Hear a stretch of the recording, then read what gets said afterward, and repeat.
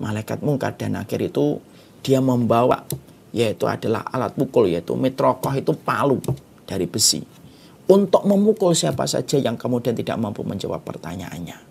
Sebagaimana dalam satu riwayat Bukhari diterangkan, ketika seseorang itu tidak mampu menjawab tentang laki-laki yang ditanyakan kepada mereka, yaitu adalah Rasulullah SAW, maka kemudian Rasulullah mengatakan, "Tsumma yudrabu bimitraqatin min hadidin darbatan baina udunaihi fayasihu sayhatan yasmauha mayyalihi ila tsaqalain." Maka Rasulullah SAW itu dengan sifatnya yang selalu benar dalam setiap ucapannya berkata, kalau malaikat Munkar dan Nakir lalu bertanya tentang Rasulullah dan orang itu tidak mampu menjawab ketika di alam barzah, mereka sudah membawa mitraqah min hadidin. Mitraqah min hadidin itu palu dari besi.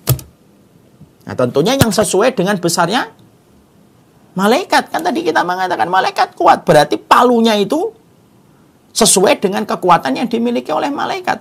Maaf ya Pak, kita ini kalau bawa palu kan sesuai dengan kekuatan kita. Anak kecil kalau bawa palu, palunya yang kecil, karena dia masih kecil.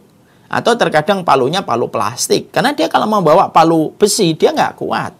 Seiring kita berkembang, ketika SD kita palunya sudah palu besi, tapi yang kecil. Semakin kita kuat, palunya semakin gede Pak. Tukang ban bawa palu yang tidak sama dengan palu yang biasa kita bawa. Kenapa? Dia harus memukul ban itu dengan palu yang besar. Semakin besar orang, itu semakin palunya itu semakin besar. Kalau kita tadi diterangkan di awal-awal bahwasanya malaikat itu gede, berarti palunya jangan difahami dengan palunya kita, tapi palu yang sesuai dengan fisiknya malaikat itu. Dan Nabi mengatakan bimitraqatin min hadidin. Dalam riwayat Bukhari, Nabi mengatakan dengan palu dari besi.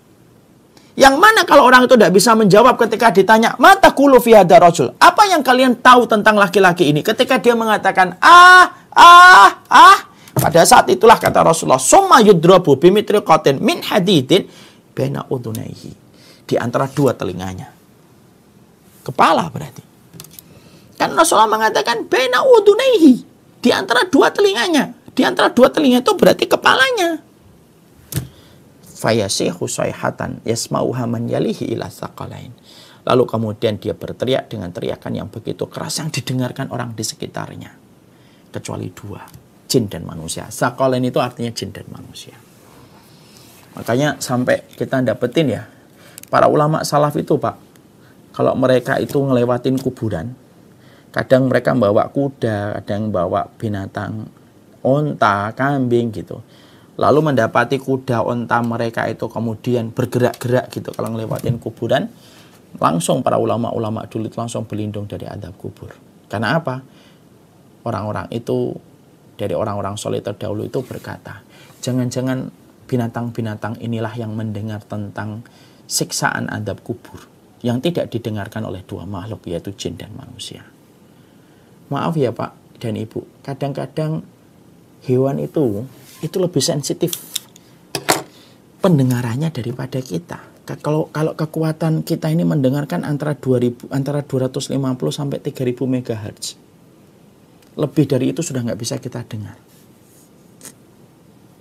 Makanya banyak binatang di atas muka bumi ini yang kemampuan mendengarnya itu ribuan megahertz lebih daripada kita. Makanya sampai kita kan mendengar, kata Rasulullah, kalau kalian mendengar suara ayam berkokok, bertasbihlah karena dia melihat malaikat. Kalau ada suara anjing menggonggong di tengah malam, bertawudlah karena dia melihat setan datang. Gitu. Mereka itu terkadang lebih sensitif. Bahkan dalam satu riwayat Bukhari diterangkan, setiap binatang melata kalau hari Jumat. Musikhah itu, kalau bahasa ininya itu, pendengarannya itu lebih sensitif kalau hari Jumat. Jadi binatang melata itu kalau hari Jumat dia pendengarannya sensitif. Kenapa? Karena mereka tahu hari kiamat itu ditegakkan pada hari Jumat. Makanya kondisi pendengaran binatang melata dalam dohir hadis yang disampaikan Nabi dalam riwayat Bukhari, dohirnya pendengaran binatang itu kalau hari Jumat itu lebih sensitif daripada hari-hari yang lain. Ya. Karena apa? Di sini di dalam hadis yang dalam Bukhari disebutkan fayasihu sayhatan yasmauha man yaliha illa tsaqalain. Karena Rasulullah SAW mengatakan kalau dia berteriak setiap habis dipukul sama kemudian malaikat, maka sesungguhnya teriakannya itu didengarkan oleh setiap makhluk kecuali jin dan manusia. Pertanyaan kita, mati atau tidak mati setelah dipukul? Dijawab oleh para ulama, tidak ada lagi kematian di dalam alam kubur. Sebagaimana di akhirat pun nggak ada mati.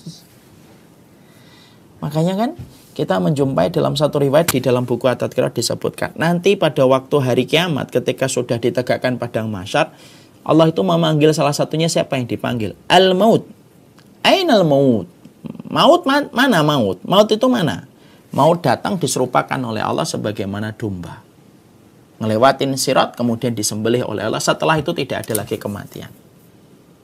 Tidak ada lagi kematian. Makanya penduduk surga itu, penduduk neraka itu mintanya apa? Tidak minta muluk-muluk.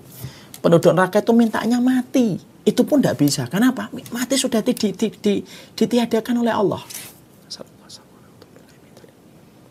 Sama. Di dalam kubur itu ketika dipukul, maka tidak ada lagi mati. Dia akan merasakan kesakitan. Mana dalilnya dia tidak mati? Fayasihu sayhatan. Mereka teriak. Kalau teriak itu berarti identik mereka masih hidup. Berarti kita bisa bayangkan kan, sakit separah apa yang dirasakan manusia ketika mereka di dalam kuburnya, ketika dipukul dengan pukulan palu yang sedemikian kuatnya, tapi tidak mati.